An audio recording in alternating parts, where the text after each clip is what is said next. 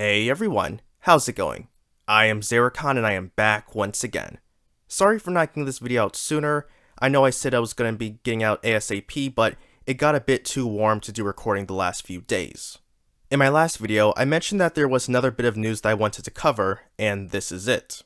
Nintendo has hired the gaming security company Denuvo to implement Denuvo for Switch emulator protection. Denuvo says, the innovative solution, being Denuvo, solves a long-lasting issue of emulating pirate Nintendo Switch games on PC, addressing the widespread piracy on multi-platform releases. Further down they say, Nintendo consoles have long suffered from piracy issues and the Switch is no different.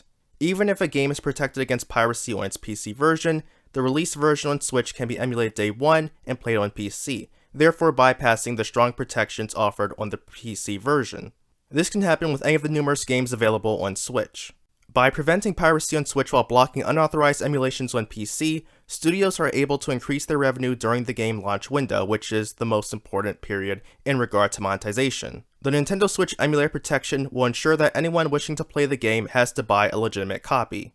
I want to pause here to dissect these points. First, is Nintendo having a problem as big as this claim makes? If the answer is yes, then why haven't they made the logical decision? That decision being to port their games to PC. If piracy is really hurting their sales, then catering to the audience that is pirating the games will switch, no pun intended, many of the pirates to purchase the games. While it wasn't for the same stated reason, Microsoft released games on PC because they saw the market potential. And after a while, Sony also realized that there's a big opportunity to make some good revenue. Nintendo could also do the same, but considering how they only got off their servers from the 90s last year, I wouldn't hold my breath for them to see how the landscape has changed. Now, if the answer to them being hurt by piracy is no, then this whole ordeal is for nothing.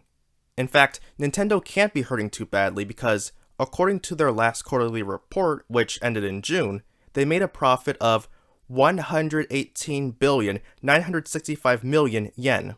And according to this currency conversion, this is about 857,737,650 US dollars. And again, that's not revenue, that's profit. Clearly, they aren't hurting for money, so the point about piracy being an issue is false. Now, for indie devs, I can see the argument there, but people by large aren't going to be seeking to pirate indie games because they understand how that has an impact on them. But I don't believe that there are many indie games that are Switch only. And with regards to people pirating multi-plat games, I want to know who is emulating a Switch game when it's available on PC.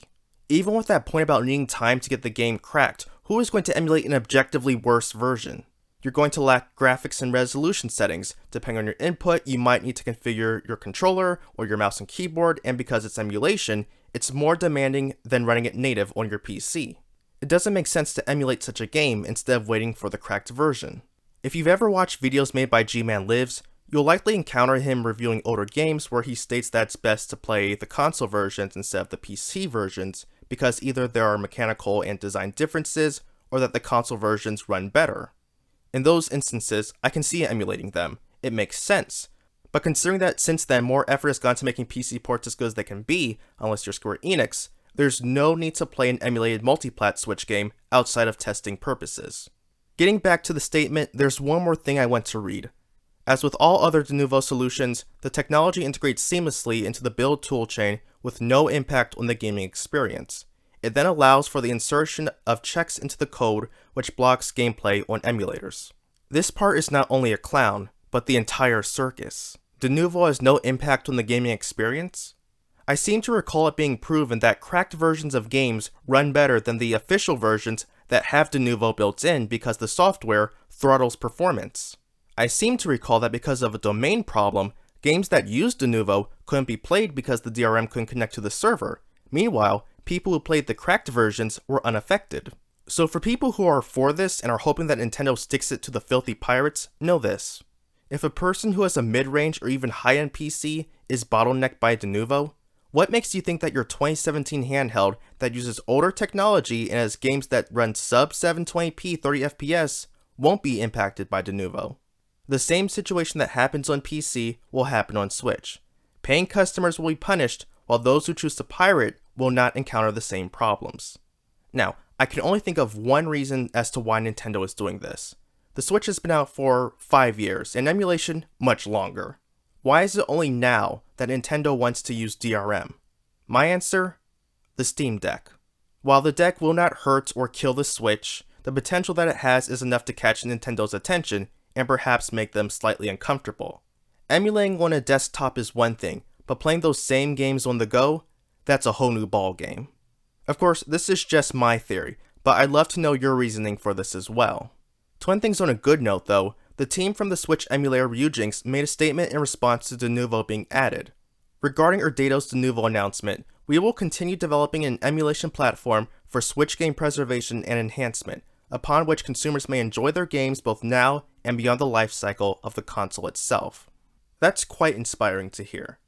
While I didn't think that in the long run Denuvo being added would be a problem since it's been cracked on PC, it's good to see that the devs for Ryujinx are optimistic about breaking through that barrier. It'll be very interesting to see what happens in the future. But that will do it for today. Thank you very much for taking the time to watch this video. I appreciate it. Again, let me know why you think Denuvo is being added only now. How long do you expect for it to be cracked? Let me know. So until next time everyone, I am iamxeracon signing off, and since this is another video discussing piracy, drink up me hearties, yo ho, have a good one.